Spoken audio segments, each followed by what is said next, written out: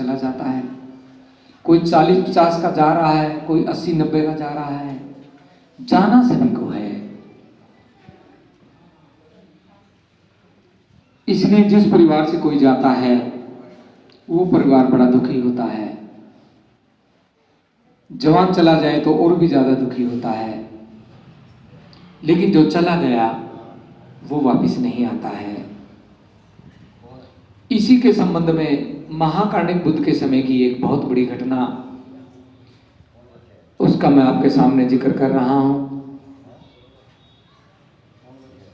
हालांकि ये घटना 2500 साल पुरानी है, 2500 साल पुरानी है,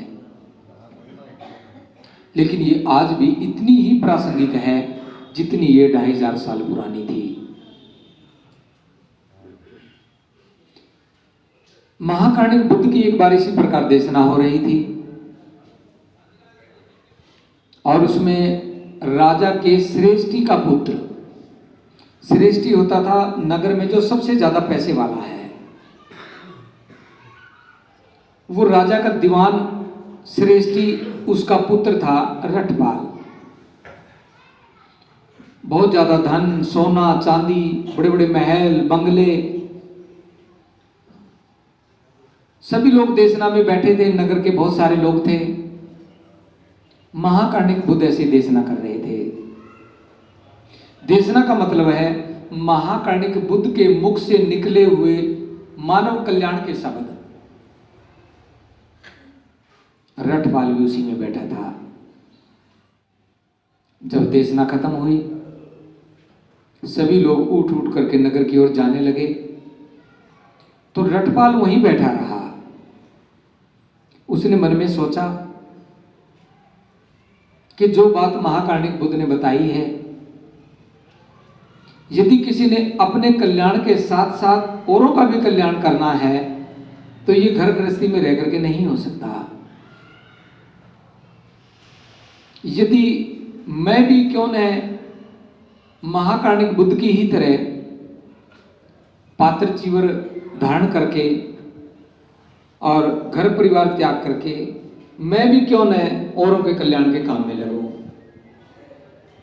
जब सभी लोग चले गए तो रटपाल महाकार्णिक बुद्ध के पास आए और वहां आकर के नमन किया, एक और बैठ गए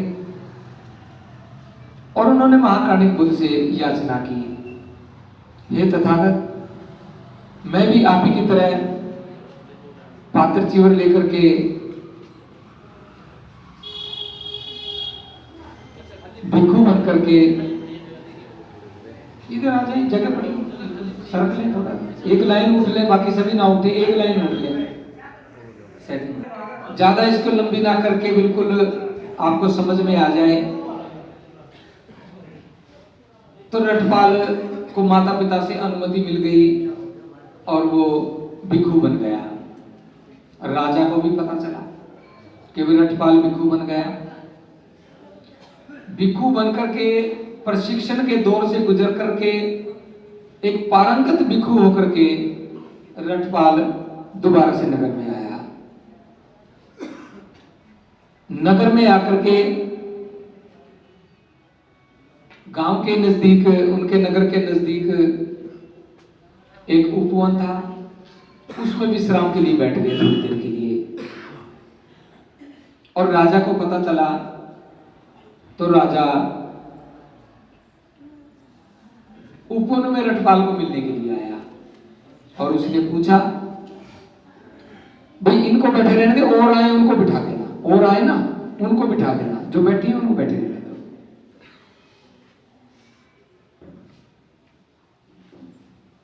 तो राजा ने रटपाल से पूछा कि रटपाल, कोई भी व्यक्ति यदि भिक्षु बनता है, या तो वो बीमार हो गया हो और उसे लगता हो कि अब तो मेरा जीवन जाने वाला है, या उसके धन की हानि हो गई हो, या बुढ़ापा आ गया हो, या उसके नजदीकी कोई ना रहा हो, सभी इस दुनिया से चले गए हो, तब कोई व्यक्ति भिक्षु बनता है। लेकिन तुम तो तरुण अवस्था में हो, जवान हो, बहुत सारा सोना चांदी आपके घर में है, धन धान्य से परिपूर्ण हो। आपने ऐसा क्या सुना, क्या देखा, क्या समझा कि आप महाकार्णिक बुद्ध की देशना सुनकर के भिक्षु बन गए।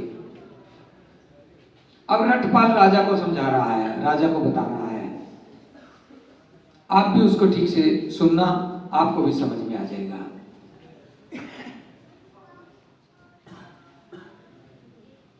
रटपाल ने राजा को कहा कि मुझे बुद्ध की 4 बातें समझ में आई। वो 4 बातें समझ करके मैं भिक्षु बना। बिना बोले बिठा दो, बिना बोले बिठाओ, बिना बोले। रास्ते में मत बैठो भाई, बैठना भी सीख लो थोड़ा। रास्ता छोड़ो, और आएंगे वो कहां बैठेंगे। ये श्रेष्ठता का मामला होता है, ये हमें सीखना चाहिए। जूते कहां निकालने हैं, खा करके बर्तन कहां रखने हैं, सो करके बिस्तर कहां रखने हैं, बैठना कहां है, सभा में कैसे बैठना है, कैसे सुनना है, ये सभी चीजें श्रेष्ठता में आती हैं। और समाज में उन चीजों की कमी है, इसलिए ये चीज हमें सीखनी चाहिए। अवसर मिल जाए तो जरूर सीखनी चाहिए। तो इसलिए कभी भी रास्ते में ना बैठे, रास्ते में जूते ना निकालें, जहां सोए वहां बिस्तर ना रखें, बिस्तरों को दूसरी जगह रखें। हमेशा ही ये बहुत सारे नियम हैं, ये थोड़े थोड़े हैं, धीरे धीरे करके समझ में आ जाएंगे। तो रटपाल ने कहा मुझे 4 बातें महाकार्णिक बुद्ध की समझ में आई। और राजा उनको ध्यान से सुन रहा है, आप भी ध्यान से सुनना। पहली बात, ये संसार अनित्य है। अनित्य का मतलब है नाशवान। इसने जाना है, इसको नष्ट होना है।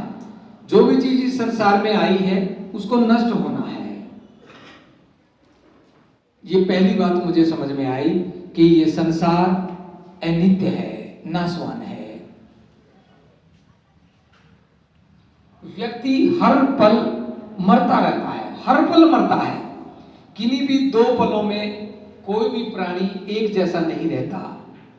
आप जैसे इस पल हो, अगले पल ऐसे नहीं हो, क्योंकि पीछे वाला पल आपका मर चुका है। अब ये नया पल आपका नया शुरू हुआ है, ये एक नया जीवन है।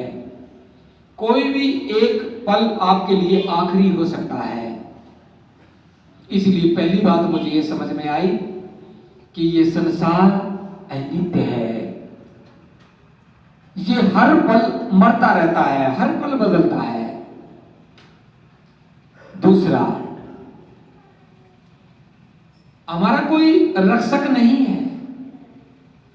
बहुत सारे लोग कहते हैं हमारी रक्षा तो कोई और करेगा, ऊपर बैठा है, नीचे बैठा है, दाएं बैठा है, बाएं बैठा है। मुझे महाकार्णिक बुद्ध की ये बात समझ में आई कि हमारा कोई रक्षक नहीं है, हमारा कोई संरक्षक नहीं है, हम स्वयं ही अपने रक्षक हैं। ये दूसरी बात समझ में आई। तीसरी बात जो समझ में आई, जब भी हम इस दुनिया से जाएंगे, हम कुछ भी साथ लेकर के नहीं जाएंगे। जो कुछ भी हमारे पास यहां है, इसको ध्यान से सुनना।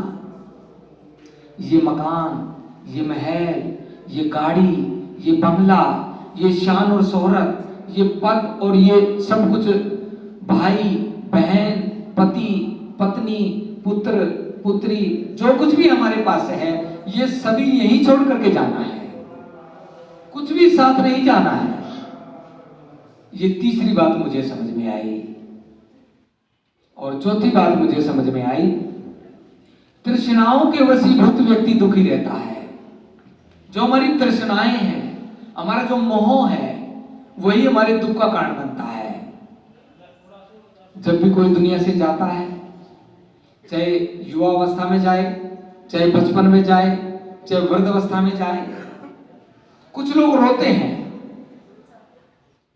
भाई कह रहा है मेरा भाई चला गया, माता कह रही है, पिता कह रहे मेरा पुत्र पुत्री चला गया, पुत्र पुत्री कह रहे मेरा माता चला गया, मेरी पिता चला गया। पति कहता मेरी पत्नी चली गई, पत्नी कहती है मेरा पति चला गया। जाने वाला तो चला गया, वो हमें कष्ट नहीं दे रहा, वो हमें दुख नहीं दे रहा, हमारा जो मोह उसमें है, हमारी जो तृष्णा उसमें छुपी है, वो हमारे दुख का कारण बनती है। इसलिए चौथी बात मुझे ये समझ में आई कि तृष्णाओं के वशीभूत व्यक्ति दुखी रहता है। और राजा को वो बात समझ में आ गई। आपको भी यदि चार बातें समझ में आ जाएं तो आप भी महाकाणिक बुद्ध द्वारा खोजा गया ये मार्ग, ये दुनिया की सच्चाई, प्रकृति की सच्चाई आप भी ठीक से समझ सकते हो और अपने जीवन को दुखों से बाहर निकाल सकते हो। ये सत्य का मार्ग है। इसमें पल भर भी, रति भर भी किसी भी प्रकार का कोई असत्य का कोई गुंजाइश नहीं है। और आज तक 2500 साल के बाद भी दुनिया में कोई भी ऐसा फिलोसफर, कोई भी वैज्ञानिक, कोई भी दार्शनिक इस बात में कोई और बात कम ज्यादा नहीं कर पाया। यही सत्य है। इसलिए यदि आपको ये बात समझ में आए तो निश्चित तौर पे आपका भी कल्याण होगा। एक छोटी सी और